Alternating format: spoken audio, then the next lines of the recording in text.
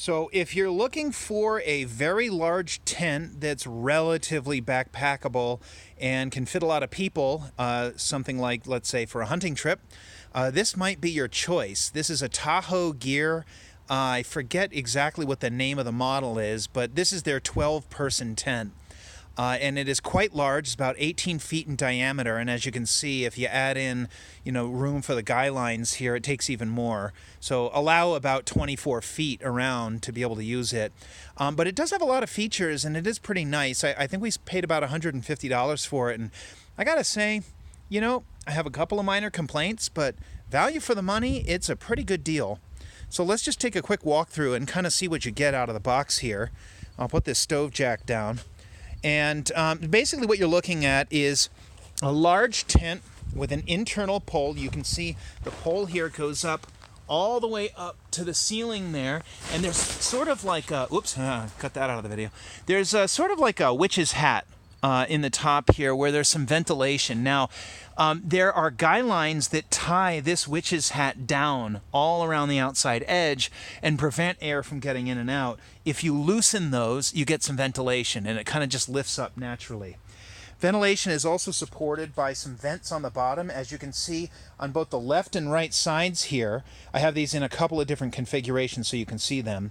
There are two bottom vents that if you go outside, you can either stake out to have a little ventilation or roll entirely up, and there are toggles to hold them up.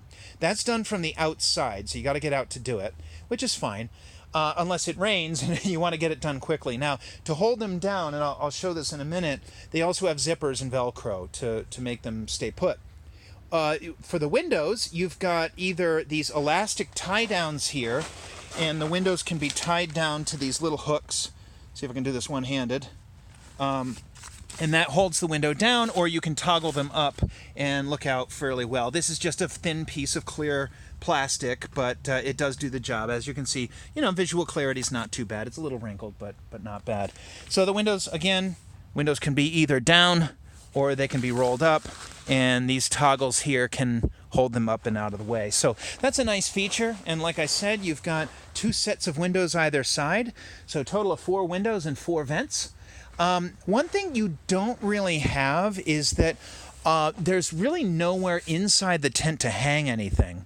So what I did, and I'll just step back out of the tent here a little bit more so that I can show this off a little bit better, is I tied these hooks to the center pole using zip ties, and I torqued them on pretty tight. These are just, typical like backpacker style hooks designed to go on the end of a backpack strap here. They have a little hole that you can run a paracord string through, and then a spring-loaded hook here. They're relatively lightweight. I think they only weigh about an ounce apiece. And the way I have them zip tied, they sort of snap fold out of the way. So they'll snap out or kind of fold to the side, and it looks like it's still sticking out a fair bit, but what happens is this pole, if you look here, if this will show up on the camera, this is a 4-segment pole. It has 4 individual sections that are spring, with forget what they call it. There's a tension strap inside that helps pull them together, so when you're folding them up, they kind of all collapse down. So this is sitting here on the floor. Now, I have misplaced it. I think it's somewhere in my truck, but there is actually a white plastic cup that's designed to sit on the floor here and sort of spread the load of that out a little bit. As you can see here, if you don't do that, you can get a little bit of water in the center. Now, I left this here deliberately instead of sponging it up to show you one of the negatives.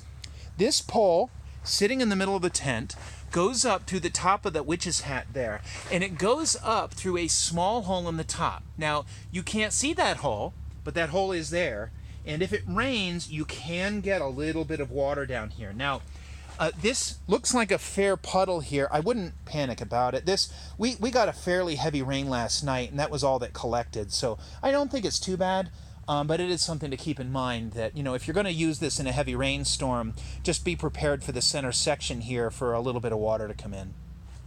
Coming back out to the outside, as I said, there are 2 doors, and you can kind of see straight through the tent right here. These doors do roll up. I haven't rolled this and won't be able to do it while I'm holding the camera here, but there are toggles here that are designed to hold this door up and out of the way. But with that door open, you can see straight through the tent. And I would say, for a party or something, this might make a nice little shelter. As you stake out each corner, one of the things the doors have is these elastic attachments here. And what you can do is bring that over to your other corner stake. Let me just lift this up. Find the corner stake, which looks like has actually... Oh, here, I've lost it. Had this all staked out, and I accidentally kicked over a few of these. And I'll say a comment about the stakes in a moment, but this can clip right onto the stake here in the corner. And what's nice about that is that if you do it this way, when you're coming in and out, one thing you don't realize is that the angle of this tent is so steep that when you come in and out, you are actually stepping several feet in across a slant here. So the tent starts here, and your head is about this high. So your body, as you're walking in, you are walking into an uncovered area. There is no canopy or overhang or anything else along those lines. So if it's raining, that means that this entire open section here, it is raining down on when you are stepping into the tent here. Rain is coming down onto this whole area.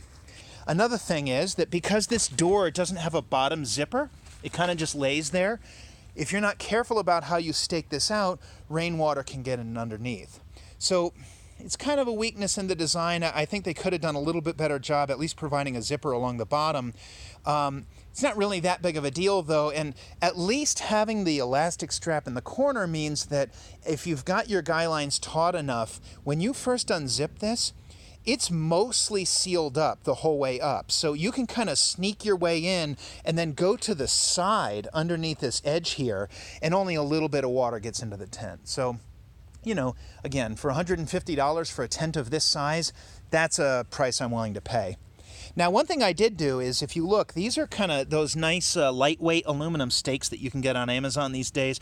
I got these, I think, for $8 for a 6-pack, maybe? Something. That sounds about right.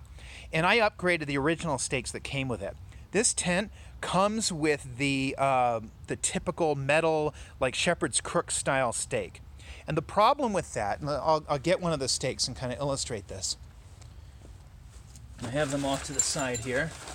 Let's just grab one of those stakes and have a look. So this is the stake that this tent comes with. And the problem is that these things rotate, and they rotate very easily sometimes. Now this tent is designed to have a good bit of tension down here on the corner. This floor needs to be pulled out in order for the tent to stand upright, because it doesn't actually have any other poles. That center pole is it. So there is nothing really holding the outside walls in place other than the tension of these outside stakes. The problem is, if you use this style stake and this rotates, watch what can happen. I'm going to take this one out. So let's unhook the door quickly. I'll pull this stake out of the ground, and I'll put this stake in. If this is sitting down here, you're fine. Nothing's going wrong.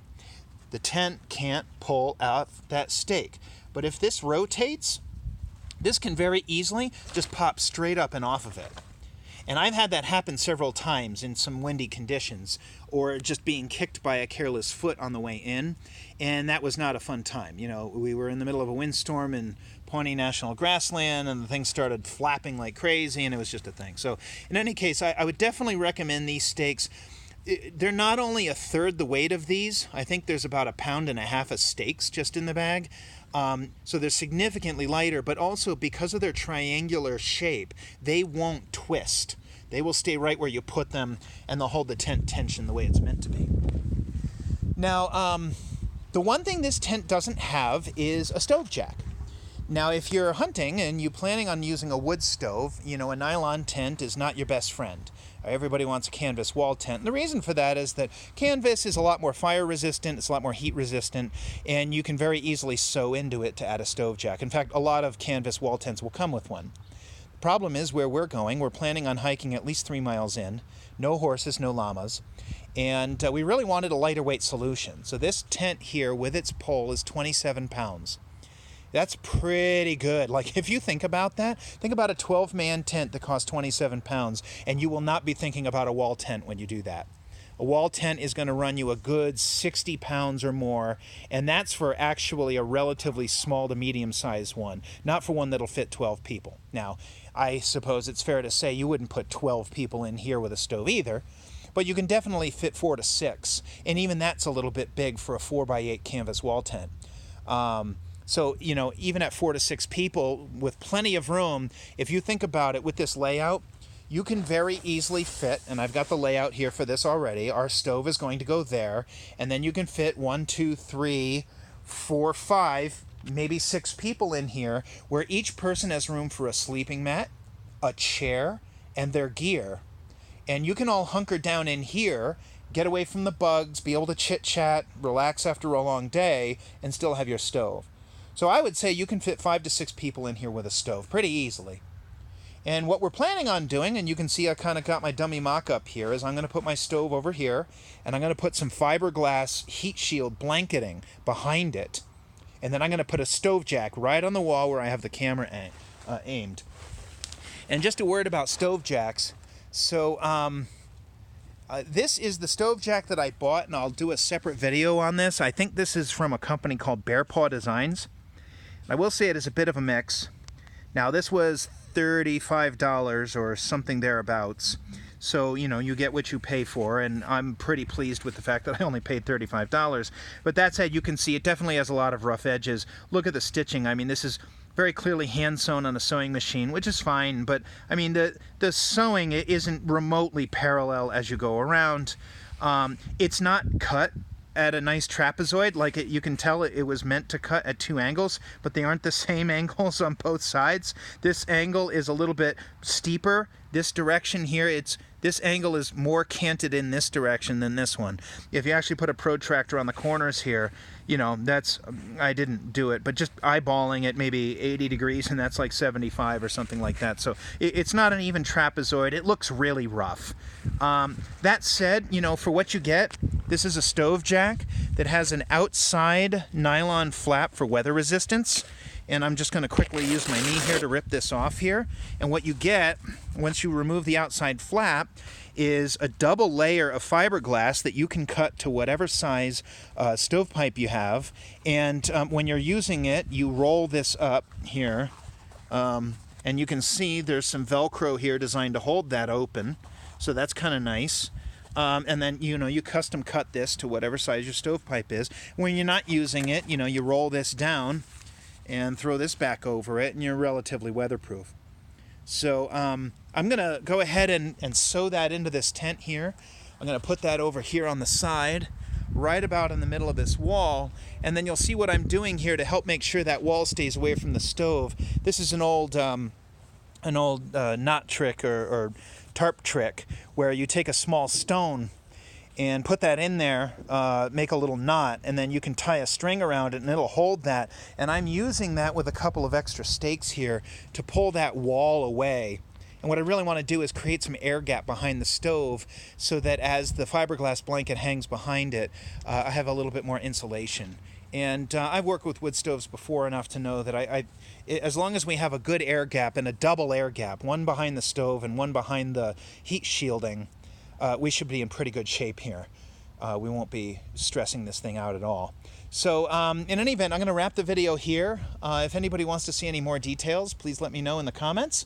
And thanks for watching.